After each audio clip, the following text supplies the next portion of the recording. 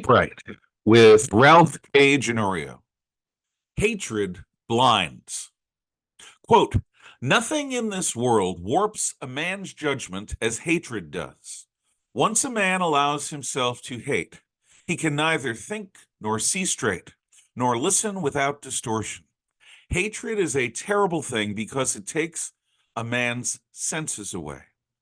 Unquote from William Barclay's Daily Study Bible, Gospel of John, chapter 18, 20 through 30, and chapter 19, verses 1 through 16.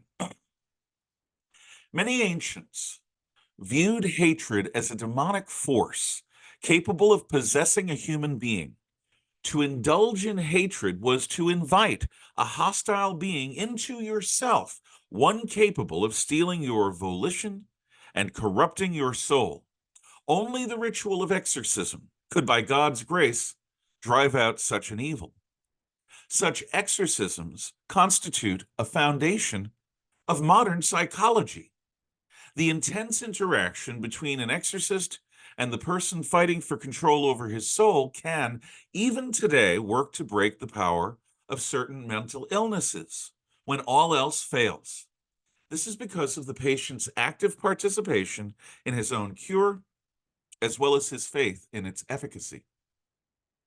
Accepting hatred into one's mind is literally an invitation to mental illness. Yet hatred is seductive. It teases us with feelings of self-righteousness that are wholly unearned. When hearkening to hatred, we feel ourselves to be one with the truth and a part of every problem's solution. Hatred clarifies, it orders priorities, it inspires concerted action. Hatred motivates disparate people to come together. It becomes common cause and invites the obscure into transcendence. Hate has such power because hatred is, at its heart, the closest thing to love in this world. The opposite of love is not hate, it is indifference. Both love and hate are all-consuming obsessions that color every aspect of our lives. If God is love, then hatred is antichrist. Like never before, hatred has entered into contemporary American politics. Even in the most extreme moments of our revolution and our civil war, there wasn't the casual and easy hatred that pervades our relationships today. We are no longer a Judeo-Christian society. Academe, the media, woke corporations, and government bureaucrats all collude to undermine the traditions of our Judeo-Christian Western civilization. Without a shared faith, Americans are engaging in cultic factionalism like never before. Only in our postmodern United States could masked Antifa cowards and riotous BLM thugs thrive. On the left, committed utopians absolutely despise who they believe Donald Trump to be.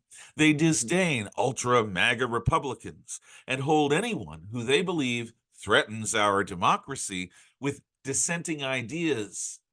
They hold people like us in utter contempt. They hate us, conservatives, libertarians, traditionalists, with an incandescent fervor. To them, we are not a loyal opposition. We are not kindred Americans. We are not even fellow children of God. Instead, we who they call Christian white nationalists and worse are castigated as constituting an enemy within, who are ready to engage in domestic terrorism. This cannot last. Such hatred makes it impossible for ideologically diverse people to live together in peace and freedom. Left unchecked, this hatred must either turn America into a totalitarian police state or provoke a second civil war. Social justice warriors relish their hatred as evidence of their own virtue. They no longer see us as we really are, instead being blinded by a false image of us that their hatred has crafted. The logical conclusion of such thoroughgoing hatred is an endless quest for the purgation of dissent and the cleansing of our body politic.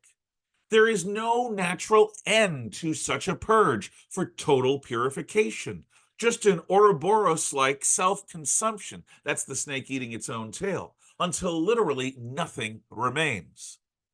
Because their hatred has stripped us of our humanity in their eyes. They never need consider our notions, debate our ideas, entertain our evidence, or imagine why a good person who's able-minded might believe as we do. Instead, we are to be rejected without undue reflection, because only stupid or evil people could possibly, quote, threaten our democracy, unquote, with our discordant dissent and pervasive misinformation.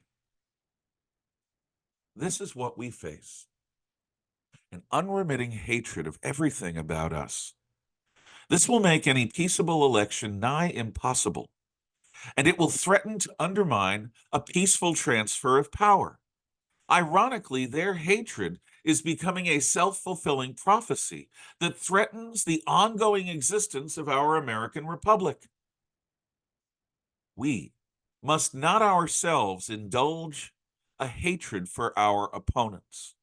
People defined by hatred on the right must be shunned and not abided.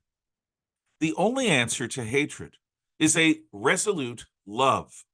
We traditionalists must stand up for what we believe and fight for a future America where life is worth living.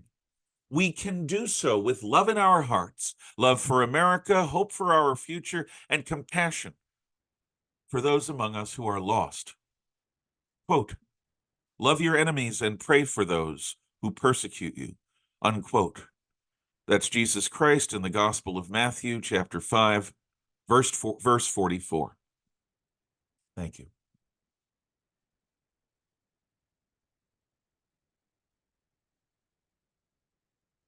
So many buttons.